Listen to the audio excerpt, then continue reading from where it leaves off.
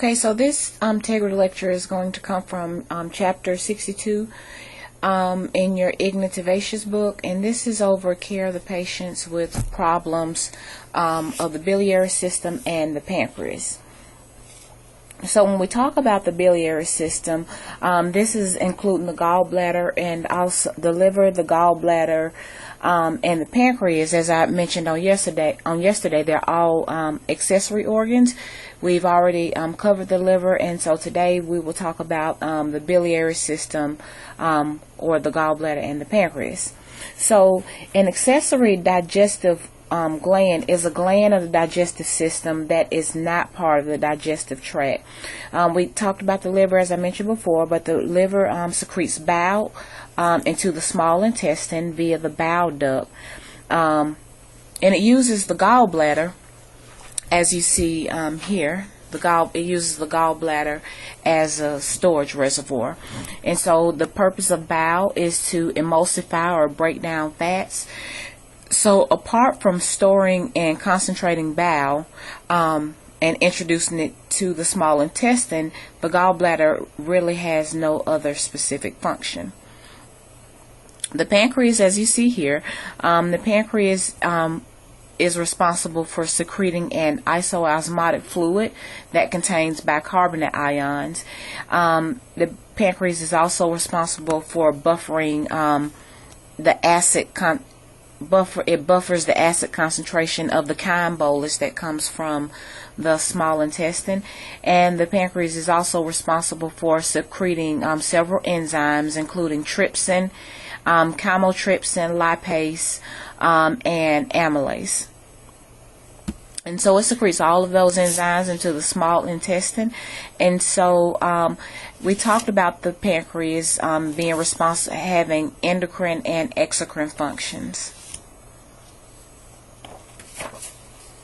So if you'll notice here, the pancreas lies behind the stomach, and it extends horizontally from the this duodenal loop, and it extends over to the spleen that sits right behind the stomach. And so the pancreas is going to be divided into three sections.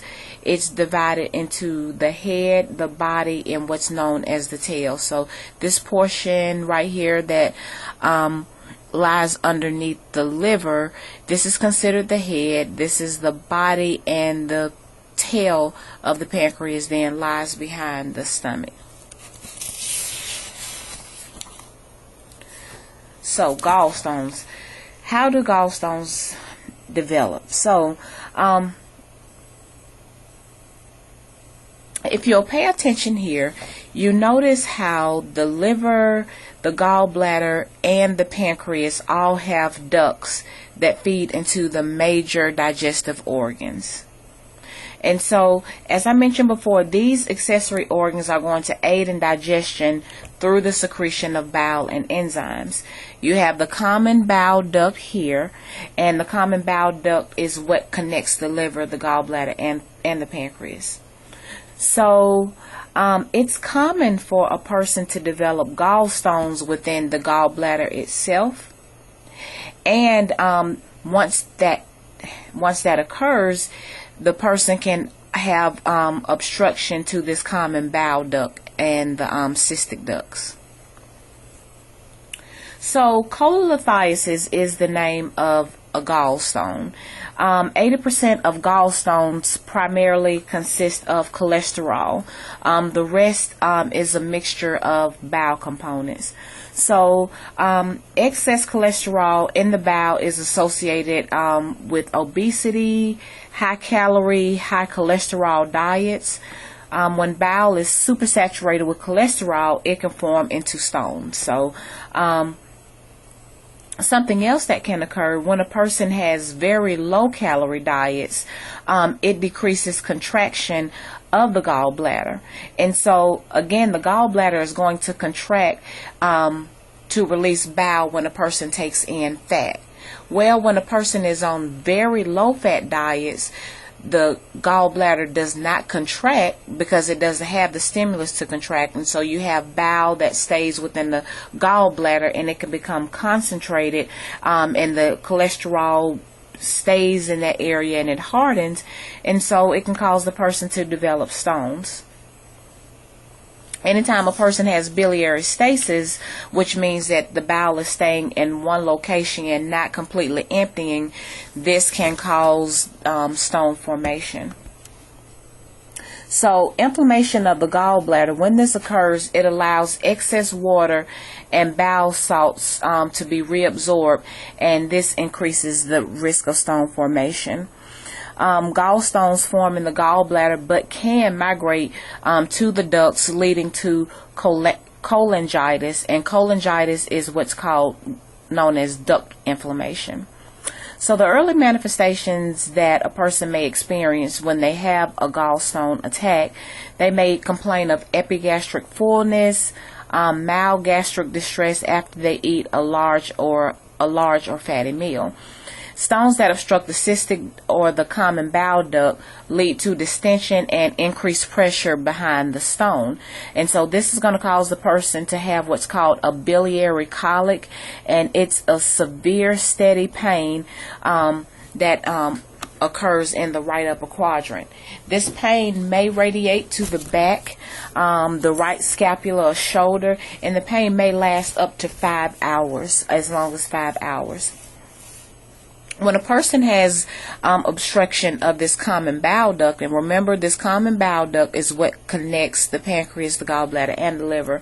So when a person has obstruction of the common bile duct, it can cause bile to reflux up into the liver, and this can lead to jaundice, pain, and liver damage. And if the common bile duct is obstructed, it can also prevent the release of pancreatic enzymes into the small intestine, and this can cause pancreatitis.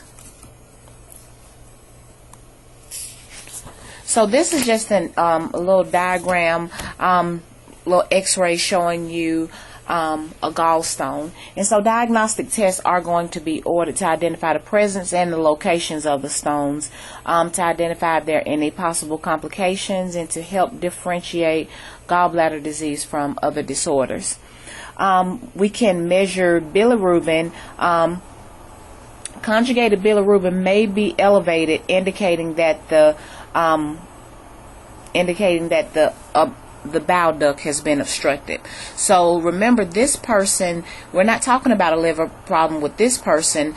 Bilirubin has been conjugated at this point. The liver is functioning, so that unconjugated bilirubin has flowed through the liver and has become conjugated.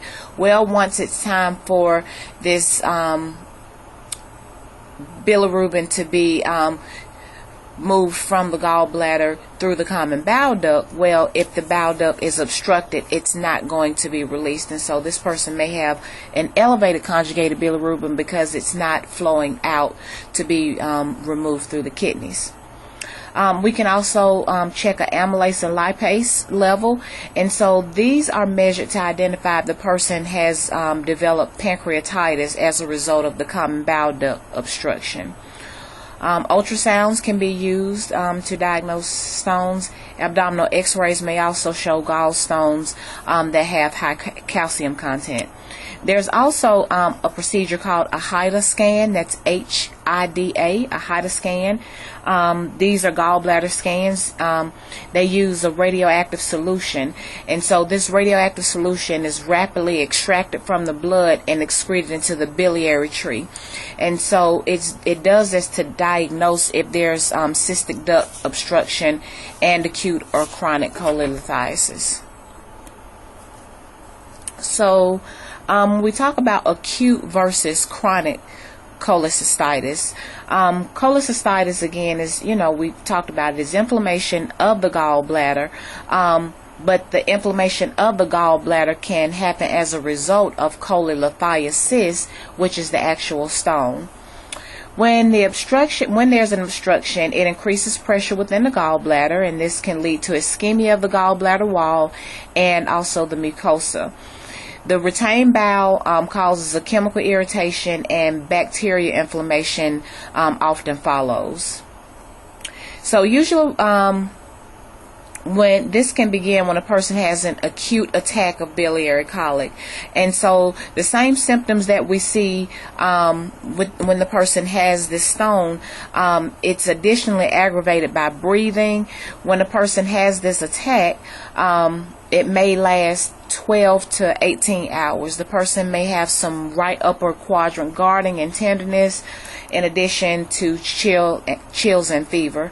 Nausea and vomiting is normal. Some complications that we can see of cholelithiasis is gangrene of the gallbladder with perforation.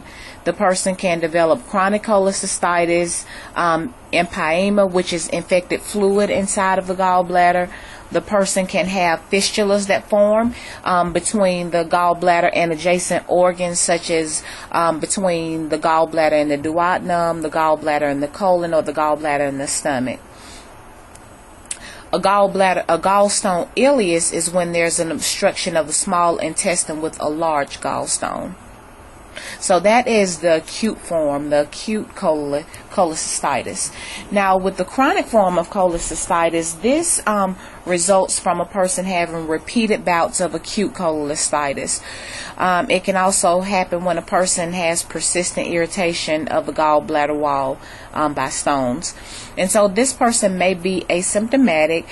When they perform a HIDA scan on this person, it may show that the person has scar tissue within the gallbladder. So some risk factors that we see that puts a person at risk for development of chronic cholecystitis is a person, what we see is because the stones can lead to inflammation, whatever causes the stones also causes the inflammation. And so we've already talked about what causes the stones to develop: high fat diets, high cholesterol diets, obesity, rapid weight loss, biliary stasis.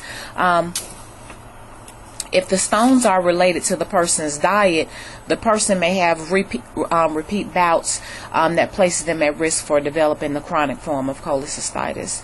So when we're caring for a patient with cholecystitis, if the patient reports abrupt but a transient pain relief, then at this point we're to suspect that the person has rupture of the gallbladder. And the reason that this person has this transient pain relief is because all of those contents that were being trapped in the gallbladder are released from that distended gallbladder now into the abdomen. And so this is something that we need to report promptly to the physician, because we've talked about what can happen earlier, and that is peritonitis. So I've put a YouTube link here that I want you to watch. It shows you how a laparoscopic cholecystectomy is performed. It's a really short video, and I think you'll find that it's beneficial if you watch it. So the laparoscopic cholecystectomy is minimally invasive. There are low risk of complications. Usually the hospital stay is less than 24 hours. Not all patients are going to be candidates for a laparoscopic cholecystectomy. And so a laparoscopic procedure may be converted to a laparotomy, which is a large surgical open of the abdomen, if it's determined that the gallstones are too large when they're trying to remove it laparoscopically. So when we talk about the preoperative care of the person that's going to have a laparoscopic procedure, first we want to monitor the person for signs of infection, which if the person has infection, it can increase surgical complexity. And so if it develops, then it may necessitate the person having a full open cholecystectomy. What we want to do in the preoperative period is reinforce teaching about the procedure, educate the person about post-op pain management, and definitely talk about the importance of deep breathing and the person being mobile after the procedure. in the postoperative period, we're going to treat the pain and nausea and vomiting prophylactically. We're going to treat it prophylactically as well as PRN. So pain is common the first 24 to 48 hours after the surgery. The person may have gas due to bowel manipulation during the procedure, and this commonly leads to postoperative nausea. We want to assist the person to the chair in the postoperative period because this is going to allow better mobilization.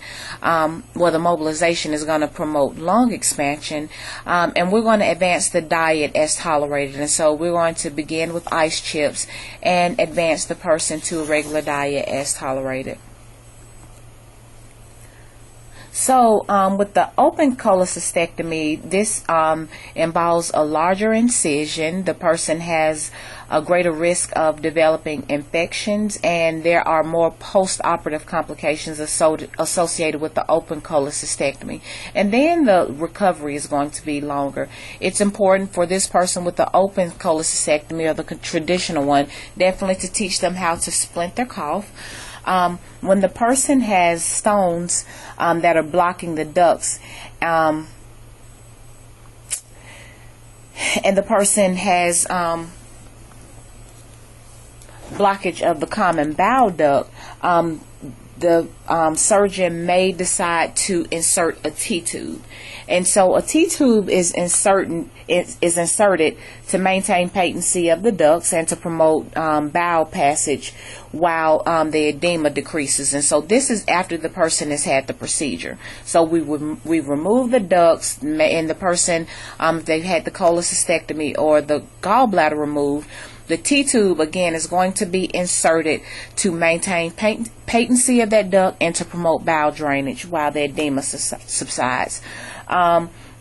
The T-tube is inserted inside. If you can see here, you can almost see it, but it's internally. It's inserted internally, and then there's a tube that comes outside of the abdomen, and then this area is surgically closed, and so you have bowel that is going to collect in a drainage bag, and it's usually going to be secured below the drainage site.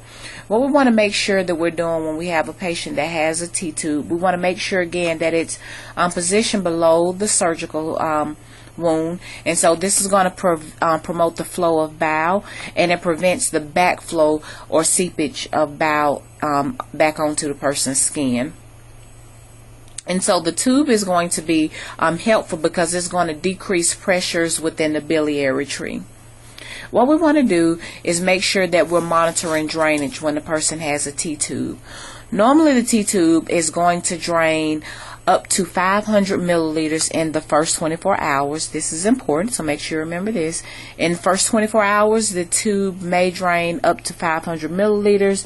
Drainage should decrease to less than 200 mils in 2 to 3 days, and it should be very minimal after that. The drainage or output may be blood tinged initially, then a greenish brown color. What we have to make sure we do is monitor or report excessive drainage after 48 hours. Drainage of 500 mils is considered excessive. The only day the person should have 500 mils is the first 24 hours. So we want to make sure if the drainage is increasing instead of decreasing, we want to make sure that we're following up with the physician and notifying them of that. Stones or edema and inflammation can obstruct the ducts below the tube, and this requires treatment. We want to make sure that we place the patient in a Fowler's position, and this is going to promote gravity drainage of the bowel. Make sure that you're assessing the skin for bowel leakage because it can irritate the skin, and so skin protectants may be necessary for this person. We want to teach the patient how to manage the tube when turning, ambulating, and performing ADLs. They need to make sure that they're preventing or avoiding any pulling or traction on that tube, because remember, this tube is what's keeping that common bowel duct open and allowing the outflow of bowel. So we want to make sure that the person is not putting any pressure or causing any traction on that tube. the patient may be discharged with the T-tube, and so we want to teach them the signs of infection because they're going to require prompt treatment. A low-fat diet is also going to be recommended for this patient so that they don't develop more stones. So cancer of the gallbladder is rare according to your book. It primarily affects persons over the age of 65. Women are more prone or likely to develop cancer of the gallbladder. When gallbladder cancers develop, they typically metastasize via the blood and the lymphatic system. At the time of diagnosis, the cancer is usually advanced. 95% of those persons diagnosed will die within 1 year. Surgery may be performed, but the prognosis is usually poor regardless of the treatment that the person receives. So nursing care for the person that has gallbladder is usually going to be palliative in nature, and that nursing care is going to focus on maintaining comfort and independence to the greatest extent possible. So now we're going to move on from the gallbladder and talk about the pancreas. So the pancreas has endocrine functions and also exocrine functions. So the exocrine function of the pancreas is to release digestive enzymes, and the endocrine functions of the pancreas is the release of hormones that are responsible for carbohydrate, protein, and fat metabolism. And those hormones are going to be insulin and glucagon. So when we talk about pancreatitis, pancreatitis is characterized by the release of pancreatic enzymes into the tissue of the pancreas itself. And so these enzymes, they cause autodigestion of the pancreas. When these enzymes are released into the pancreas and they can't be excreted from the pancreas to the small intestine, it can lead to necrosis and hemorrhage. So remember the enzymes that I mentioned before. The enzymes that are released from the pancreas, you have trypsin, chymotrypsin, and ribonuclease. These are called proteolytic enzymes. Proteolytic enzymes are what are needed to break down dietary proteins. Amylase is an enzyme that's responsible for breaking down starch, and lipase is an enzyme that breaks down fats. And when it breaks down those fats, it breaks them down into glycerol and also into fatty acids. So again, these enzymes, they're good when the pancreas is functioning and releasing them. When it is not released from the pancreas, though, it starts to digest, or the enzymes start to eat away at the pancreas. So when we anticipate that the patient has pancreatitis, we can draw labs. We're testing for those pancreatic enzymes that I just mentioned, and so the enzymes would be elevated when the person has acute pancreatitis. We can do an ultrasound on this person, and the ultrasound would help us to identify if there's an actual gallstone that's blocking outflow of those enzymes from the pancreas. Also, we can do ultrasound to determine if the person has a pancreatic mass. CT scans can be performed to identify if there are any enlargements, any calcifications, any fluid collection around the pancreas. A biopsy can be done to help differentiate chronic pancreatitis from cancer of the pancreas. Clinical manifestations that we may see when a person has acute pancreatitis: the person may complain of the development of abrupt onset large upper quadrant pain, and this pain may radiate to the back. And so we have to rule out that this person is having a heart attack when they come in complaining of, scapular pain or pain that radiates up to the back. The person may have nausea and vomiting and fever, decreased bowel sounds. They may have some abdominal distension and rigidity. Also tachycardia, hypotension.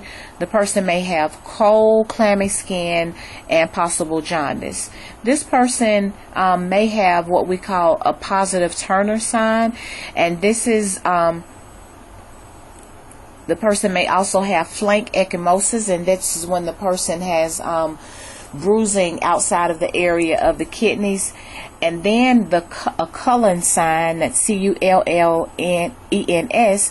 This is when the person has peri-umbilical ecchymosis. So, as I mentioned before, when a person has gallstones, these gallstones can block the pancreas. Alcohol can also cause pancreatitis. Alcohol causes duodenal edema. And so when this duodenal edema occurs, it increases pressure and it causes spasms, which can obstruct pancreatic outflow. Tumors, elevated calcium levels, hyperlipidemia, all of these things can lead to pancreatitis. There are some medications that have been attributed to pancreatitis development. Thiazide diuretics, estrogen, steroids. These medications have been associated with the development of pancreatitis. So when a person has pancreatitis, it can lead to a fluid shift, and it causes fluid to shift from the intravascular space into the abdominal cavity. And so when this shift occurs from the intravascular space into the abdominal cavity, we call this third spacing. You may remember hearing about third spacing when you did your fluid and electrolyte lecture. This third spacing can occur, and so when this occurs, it can lead to hypovolemia, this hypovolemia can develop to a hypovolemic shock, because remember, it's leaving the vascular space. The vascular space, the vascular system is what pumps the blood through our body. So when you have this fluid shift from the vascular space to the abdominal cavity, well, then that drops the fluid levels that's being circulated throughout the body. So the person is at risk for shock, and when this happens, this affects the cardiovascular system, the respiratory system, the renal function, and also mental status. And so our priority for this patient when they develop pancreatitis is going to be replacing the fluid volume. When the person lacks volume, it predisposes them to renal failure and acute respiratory distress syndrome.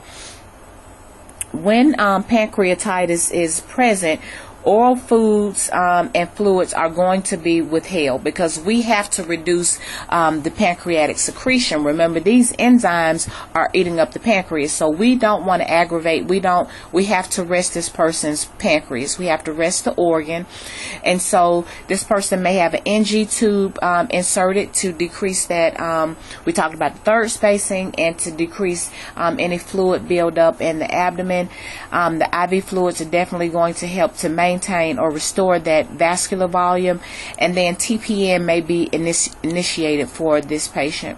Pain management is going to be performed with morphine and Dilaudid. There's some books that have said that we don't use morphine because it causes spasms of the sphincter of Oddi. I want to say that this book says that it is okay to use morphine and Dilaudid for pain control for this patient. Prophylactic antibiotics may be given in these patients with severe or necrotizing pancreatitis, and this is to prevent infection. So when we're doing patient teaching on this patient outside, after it's been treated, we want this person to follow a low-fat diet, and alcohol intake is going to be strictly prohibited for this person. During our treatment of them, as I said before, the person is going to be NPO. This is also going to help because the person is going to have nausea and vomiting and diarrhea, so we want to just keep them NPO. We're going to again give this person IV fluids and TPN to make sure that they're getting all of the electrolytes and vitamins that they need. We want to continue to monitor the person's bowel sounds and also watch for the passage of flatus. Suction may be discontinued 24 to 48 hours after the return of peristalsis. We want to make sure that we're monitoring the person's stools, monitoring the frequency, the color, and the consistency. If the person has steatorrhea, which means that they have fat in their stool, this may indicate an increase in the severity of pancreatitis. So this is why we want to monitor the person's stools. We know, again, that we release enzymes that are responsible for helping to break down fats. So if we notice that this is the person is starting to have steatorrhea, well, then that may mean that the pancreas is becoming worse. Once the person resumes oral intake of foods, we're going to begin with small, frequent meals. And so we want to do this because this is going to reduce the pancreatic enzyme secretion. Only if we give them small meals, then only small amounts of enzymes are going to be released. And this is good initially, okay? So if they participate with the small, frequent meals, they're going to be more easily digested and absorbed. So this picture here is showing a person that has acute pancreatitis. Also, what this picture is pointing out is that this person has multiple gallstones in the gallbladder, and this is possibly the reason that this patient has developed pancreatitis. This little chart here is also in your book, and this is showing you the process of autodigestion that takes place in acute pancreatitis. So again, those complications that we can see being associated with pancreatitis, definitely the hypovolemia, because we have fluid again being pulled from the vascular space into the abdominal cavity. Hemorrhage is possible. Acute renal failure. A paralytic ileus can develop. This is why we said we want to wait till we have the return of peristalsis before we feed the person. So with pancreatitis, again, we have the exocrine functions being affected and also the endocrine functions being affected as well. Complications, again, we see that volume depletion is going to be our biggest problem that we may see here. The person is also at risk for acute tubular necrosis, and when we talk about that, we're talking about tubular necrosis of the kidney, and this is what can lead to renal failure. So because of the shock and the decreased output, the person is at risk for developing acute respiratory distress syndrome. The pancreas, as we have already talked about before, it's responsible for putting out insulin. Well, when the pancreas is sick, it's not going to be able to perform that endocrine function. And so, as it says here, diabetes mellitus can develop while the person has this acute attack of pancreatitis. And so they may require exogenous insulin or insulin shots during this acute attack. With chronic pancreatitis, this develops when the person continues to have acute pancreatitis. This can lead to chronic pancreatitis. So acute pancreatitis is reversible. Once they develop chronic pancreatitis, it's not reversible. So with chronic pancreatitis, the person is not able to produce pancreatic enzymes. Chronic inflammation, fibrosis, and gradual destruction of the functional pancreatic tissue is what we see when the chronic form of pancreatitis develops. Alcoholism is the primary risk factor for chronic pancreatitis. Cystic fibrosis, which we see in children, can also lead to chronic pancreatitis. So what we want to do when we have a patient that has chronic pancreatitis is to monitor the person for possible dependency on narcotics. This is possible. It's a chronic condition, and so this person may begin to abuse opiates. This person will require lifelong pancreatic supplements. Lipancreatinine is one of the pancreatic substances that may be given to the person. H2 inhibitors are utilized because they're going to help neutralize gastric secretions. Because this person has a pancreas that is not functioning, the person with chronic pancreatitis will require exogenous insulin. But this person is still encouraged to stop drinking. This is a CT scan of a person that has chronic pancreatitis. What they're outlining for us, it appears in the white. These are the chronic calcified areas that have occurred within the pancreas. It's also showing that the pancreatic ducts, and I can't really tell where it is on here, but the pancreatic ducts are also dilated in this person with chronic pancreatitis. Pancreatic cancer is lethal. Usually the person has a very poor chance of survival. A 5-year survival rate is, we only see that in about 5% of the people that are diagnosed with pancreatic cancer. It increases after the age of 50. The risk factors that we see for pancreatic cancer, smoking, chronic pancreatitis, diabetes mellitus, cirrhosis, obesity, high-fat diets, a genetic predisposition. All of these things can put a person at risk for developing pancreatic cancer. And so usually the person has very few symptoms of pancreatic cancer until the cancer has advanced. So this is showing you a picture here of a person that has carcinoma of the pancreas. So when we talk about surgical management of the person that has pancreatic cancer, first an NG tube is going to be inserted in the preoperative period, and this again is going to help with gastric decompression. TPN is typically began.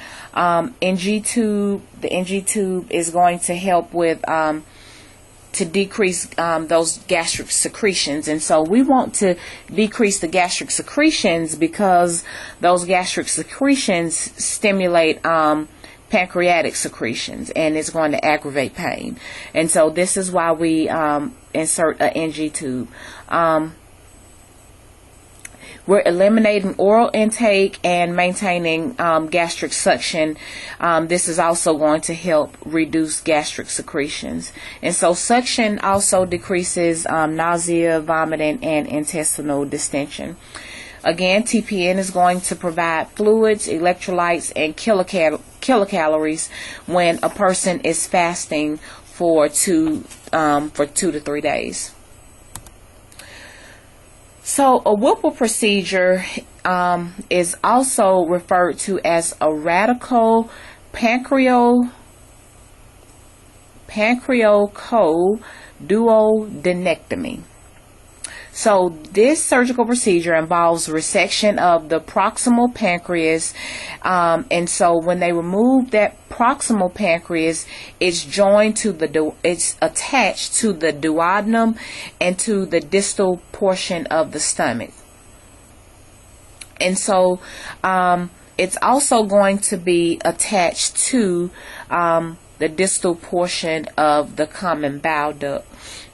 The pancreatic duct, the common bile duct, and the stomach are all going to be anastomosed to the jejunum of the small intestine.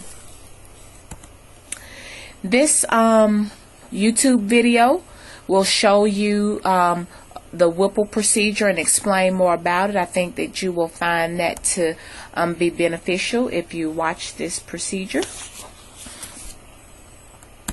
So, after the person has the Whipple procedure, post-operatively, we want to maintain a semiphallus position, help this person to maintain a semiphallus position, because it's going to promote, again, lung expansion and reduce stress on the anastomosis and the suture line. This is a really detailed procedure.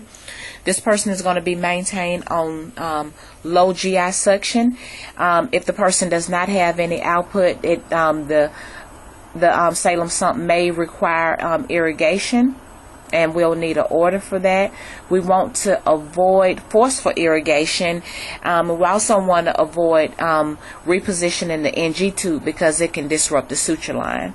Pain control is going to be necessary for this person, and we're probably going to have a PCA pump. We want to monitor effectiveness of the PCA pump. If the person has increased pain, this may indicate that the person has developed peritonitis. It can also indicate that the person has leaked from the area of anastomosis.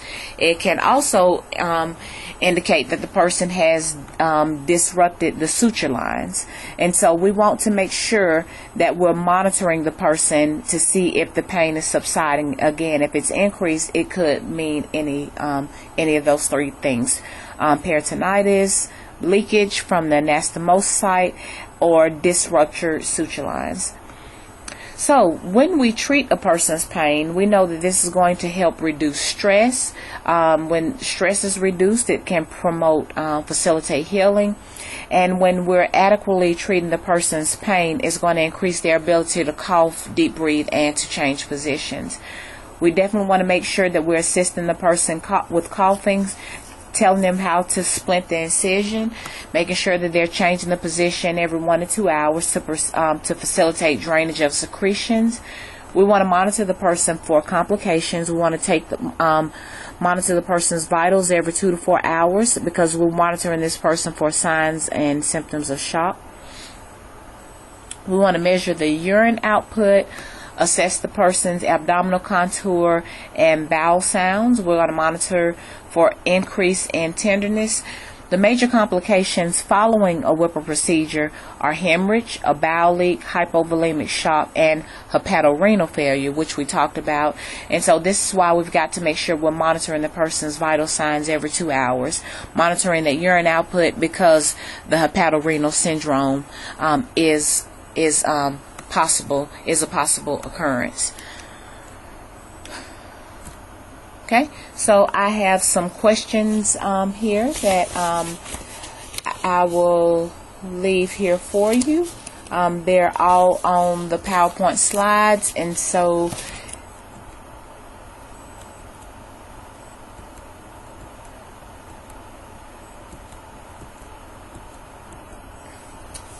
if you'll just go through those questions and try to answer them the best that you can, I will post the answers out on Blackboard. Well, you know what? The answers should be on your PowerPoint, but I'll still post them out there for you as well. Thank you.